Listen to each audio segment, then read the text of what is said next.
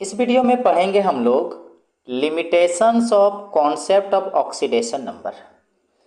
तो oxidation number की जो कॉन्सेप्ट जो ज्ञान था उसकी क्या सीमाएं हैं, यानी कि ऑक्सीडेशन नंबर के कॉन्सेप्ट की सीमाएं। तो देखिए, as you have observed in the above discussion, जैसा कि आप ऊपर के डिस्कशन से देखे हैं कि the concept of redox processes has been evolving with time. समय के साथ धीरे धीरे रेडॉक्स प्रोसेस के जो ज्ञान है धीरे धीरे विकसित हुआ है। मतलब रेडॉक्स प्रोसेस के बारे में जो जानकारी है समय के साथ धीरे धीरे धीरे बढ़ा है। This process of evolution is continuing, और ये जो विकास है रेडॉक्स प्रोसेस को समझने का वो लगातार जारी भी है।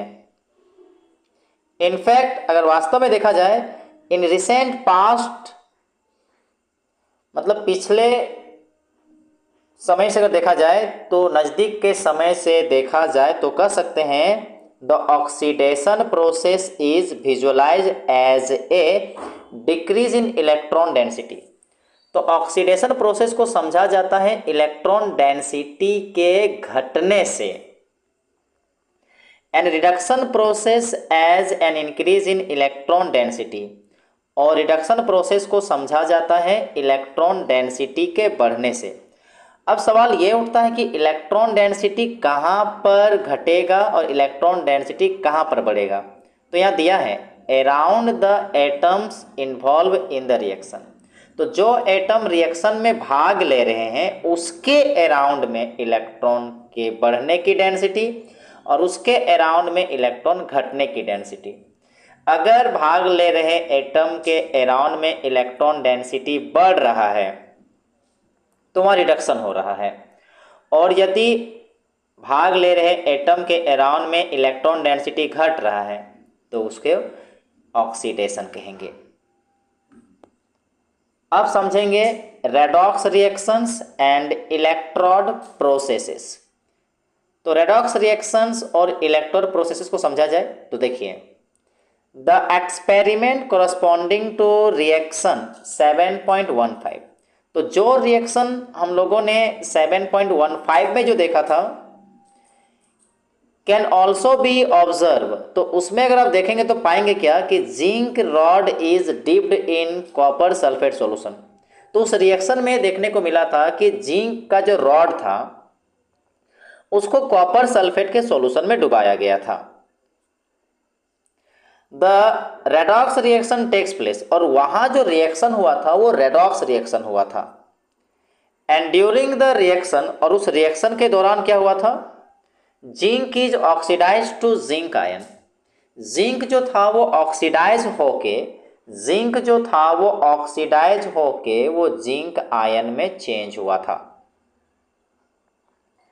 और कॉपर जो था, मतलब कॉपर आयन क्या हुआ था, रिड्यूस्ड होके मेटेलिक कॉपर में चेंज हुआ था due to direct transfer of electron, क्योंकि वहां पर सीधे तौर पर इलेक्ट्रॉन ट्रांसफर हुआ था जिंक से कॉपर आयन के तरफ, तब जाके इस तरह का देखने को मिला था। मतलब जो रिएक्शन में जो था वो इस प्रकार था, जैसे जिंक था और जिंक से चेंज होके क्या बना था, जिंक आयन। और कॉपर में क्या था, देखिए कॉपर आयन जो था वो चेंज होके बना था कॉपर। तो ये चीज जो देखने को मिला था रिएक्शन में वो एक्चुअली कैसे हुआ था, वहां पर इलेक्ट्रॉन का डायरेक्ट ट्रांसफर हुआ था जिंक से कॉपर आयन में ड्यूरिंग दिस रिएक्शन। और इस रिएक्शन जब हो रहा था तो हीट इज ऑल्सो इवॉल्व, तो इसमें हीट भी निकला था, उष्मा निकला था इसमें। Now we modify the experiment. अब हम लोग क्या करेंगे, इस एक्सपेरिमेंट को थोड़ा बदलते हैं, थोड़ा मॉडिफाई करते हैं इन सच ए मैनर दैट, और इस प्रकार करते हैं कि for the same redox reaction इस बार भी होगा, transfer of electron takes place indirectly, मगर यहां इस बार इलेक्ट्रॉन का जो ट्रांसफर होगा वो डायरेक्टली नहीं करेंगे, इनडायरेक्टली तरीके से करेंगे। तो देखिए किस प्रकार कर रहे हैं। This necessitates the separation of zinc metal from copper sulphate solution.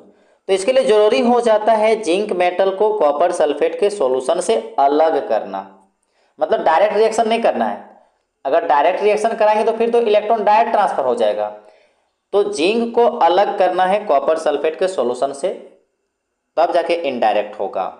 तो देखिए कौन सा प्रक्रिया किया जा रहा है। We take copper sulphate solution, हम लोग सबसे पहले कॉपर सल्फेट का सॉल्यूशन लेंगे इन ए बीकर। तो एक बीकर में यहाँ पर कॉपर सल्फेट का सॉल्यूशन लेंगे and put A copper strip, और इसमें कॉपर का पट्टी डालेंगे।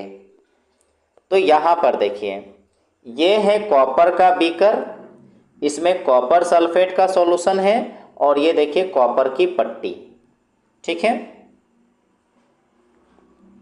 उसके बाद देखिए we also take zinc sulphate solution in another beaker, दूसरे बीकर लेंगे जिसमें देखिए जिंक सल्फेट का सॉल्यूशन होगा। ये देखिए दूसरा बीकर में जिंक सल्फेट का सॉल्यूशन लिया जा रहा है और उसमें जिंक रॉड या जिंक की पट्टी डालना है। तो ये देखिए ये जो दिखाई दे रहा है ये जिंक की पट्टी है, ठीक है। Now reaction takes place in either of the beaker, अब देखिए रिएक्शन जो हो रहा है ये अलग अलग बीकर में अलग अलग हो रहा है, दोनों बीकर में अलग अलग रिएक्शन हो रहा है।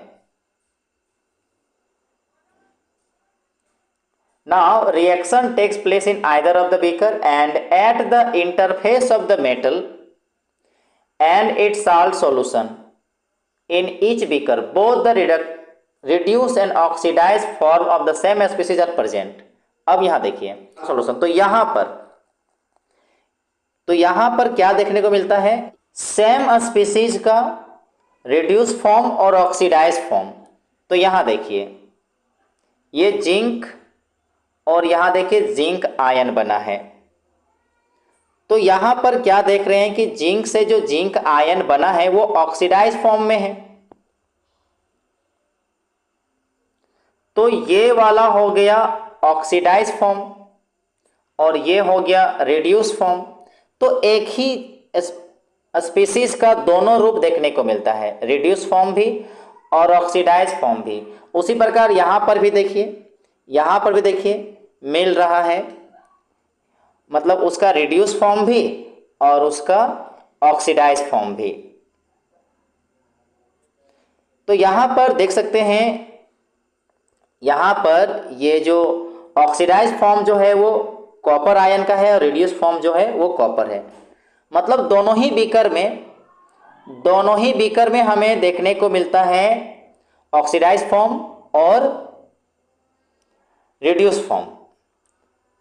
तो वही चीज यहां पर लिखा है, now reaction takes place in either of the beaker. अब जो रिएक्शन होता है दोनों बीकर में अलग अलग हो रहा है, तो मतलब क्या देखने को मिलता है, एक ही स्पीसीज का दोनों ही रूप यानी ऑक्सीडाइज और रिड्यूस फॉर्म। तो these represent the species in the reduction and oxidation half reaction. तो यहां पर जब एक ही स्पीसीज का रिड्यूस फॉर्म और हाफ फॉर्म देखने को मिलता है हाफ रिएक्शन में, तो ये एक हाफ रिएक्शन है, देखिए ये एक हाफ रिएक्शन है, ये दूसरा हाफ रिएक्शन है। तो देखिए इस हाफ रिएक्शन में ऑक्सीडाइज फॉर्म और रिड्यूस फॉर्म है, इस हाफ रिएक्शन में भी ऑक्सीडाइज फॉर्म और रिड्यूस फॉर्म है। तो जिस हाफ रिएक्शन में ऑक्सीडाइज फॉर्म और रिड्यूस फॉर्म दोनों होता है उसे रेडॉक्स कपल कहा जाता है। ए रेडॉक्स कपल को कैसे डिफाइन करेंगे, हैविंग टुगेदर द, जहां पर देखने को मिलता है oxidize and reduce form of a substance taking part in an oxidation and reduce half reaction. मतलब किसी एक रिड्यूस हाफ रिएक्शन में किसी सब्सटेंस का ऑक्सीडाइज फॉर्म और रिड्यूस फॉर्म दोनों देखने को मिलता है तो उसे कहते हैं रेडॉक्स कपल। तो इसका मतलब ये हुआ कि ये एक रेडॉक्स कपल है, ये वाला भी एक रेडॉक्स कपल है। तो यहाँ पर दो रेडॉक्स कपल है। This is represented by separating the oxidise form from the reduce form by the vertical line. यहाँ पर दिखाने का कोशिश किया है, देखिए यहाँ पर ये जो वर्टिकल लाइन जो है इसको अलग किया है, यहाँ पर ये ऑक्सीडाइज फॉर्म का है और ये इसका रिड्यूस फॉर्म का है। तो this is represent by separating the oxidise form from the reduce form. तो ऑक्सीडाइज फॉर्म को रिड्यूस फॉर्म से अलग करने के लिए क्या करते हैं, या तो बीच में एक वर्टिकल लाइन दीजिए या तो एक स्लैश दीजिए ऐसे तिरछा, जो यहाँ पर लिखा है, जो यहाँ आप देख सकते हैं दोनों में। तो ये ऑक्सीडाइज फॉर्म, ये रिड्यूस फॉर्म, ये ऑक्सीडाइज फॉर्म, ये reduce form. Representing N interface, तो यहां पर देखिए जो वर्टिकल लाइन और जो स्लैश जो होगा वो रिप्रेजेंट कर रहा है इंटरफेस को।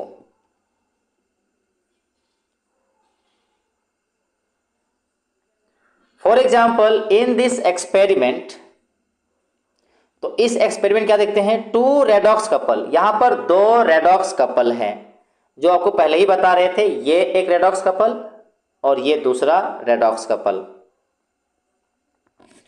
तो इसको कैसे दर्शाएंगे, इसको दर्शाएंगे रिप्रेजेंटेड एज, तो देखिए ये एक रेडॉक्स कपल, ये दूसरा redox couple. In both cases, दोनों ही स्थिति में क्या देखते हैं, oxidise form is put before the reduce form. तो ऑक्सीडाइज फॉर्म को पहले लिखना है रिड्यूस फॉर्म के पहले, तो जो बाद में आया है दोनों रिड्यूस फॉर्म है। Now we put the beaker containing copper sulfate solution and the beaker containing zinc sulfate solution side by side। अब दोनों बीकर को, दोनों को एक साथ नजदीक में दोनों को रख दीजिए। देखिए दोनों को एक जगह पर साथ में रख दिया गया है, दोनों बीकर को।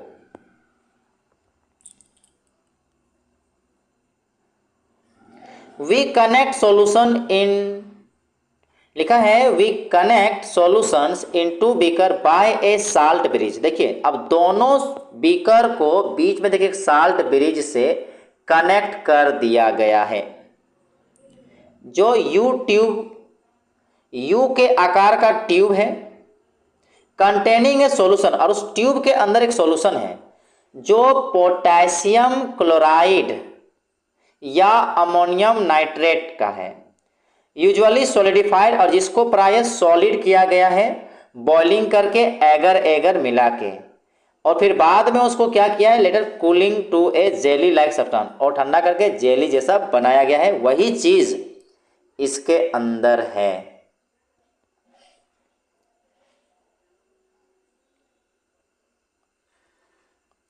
This provide an electric contact between the 2 solution. तो इसके कारण क्या हो रहा है कि एक प्रकार का कॉन्टैक्ट क्रिएट हो रहा है 2 सॉल्यूशन के बीच में, without allowing them to mix with each other. मगर हाँ, मिलने नहीं दे रहा है दोनों सॉल्यूशन को, मगर एक प्रकार का कॉन्टैक्ट क्रिएट कर रहा है। The zinc and copper rod are connected by a metallic rod. अब देखिए यहाँ पर जो कॉपर का रॉड और जिंक का रॉड है, देखिए उसको तार से जोड़ा जा रहा है, और इसमें एक एमीटर, या नहीं छापा है मगर यहाँ एक एमीटर जोड़ा गया है और स्विच भी लगाया गया है। ठीक है,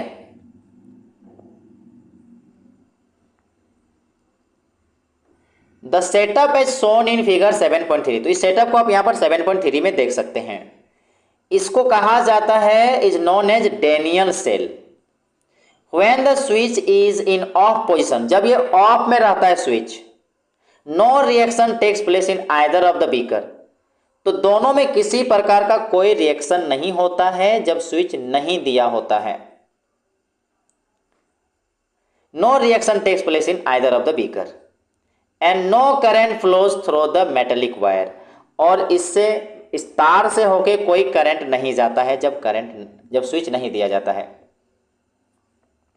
as soon as the switch is in the on position, और जब स्विच को ऑन पोजिशन में किया जाता है, we make the following observation. तो हमें यहाँ कुछ निम्नलिखित चीजें देखने को मिलता है। वो क्या है वो देखिए। The transfer of electron now does not takes place directly from zinc to copper ion. अब यहाँ इलेक्ट्रॉन जो है डायरेक्ट जिंक से कॉपर आयन की तरफ नहीं जा रहा है, डायरेक्ट नहीं जा रहा है, but through the metallic wire, इस तार के माध्यम से जा रहा है। अब तार के माध्यम से इलेक्ट्रॉन फ्लो हो रहा है, जो दोनों रॉड से कनेक्ट किया गया था तार को। As is apparent from the arrow which indicate the flow of current. जो यहाँ एरो इस बात को बता रहा है कि यहाँ पर देखिए इलेक्ट्रॉन्स का फ्लो हो रहा है, और हम लोग जानते हैं इलेक्ट्रॉन का फ्लो हो रहा है तो करंट भी होगा, तो इस दिशा में करंट और इस दिशा में electron. The electricity from solution is in one beaker to solution in the other beaker. तो यहाँ पर देखिए इलेक्ट्रिसिटी यानी करंट का फ्लो देखने को मिल रहा है बीकर के एक सॉल्यूशन से दूसरे बीकर के सॉल्यूशन की तरफ by migration of ion through the salt bridge, क्योंकि यहाँ साल्ट ब्रिज के द्वारा आयन का माइग्रेशन हो रहा है, साल्ट ब्रिज से होते हुए आयन जा रहा है इस वजह से।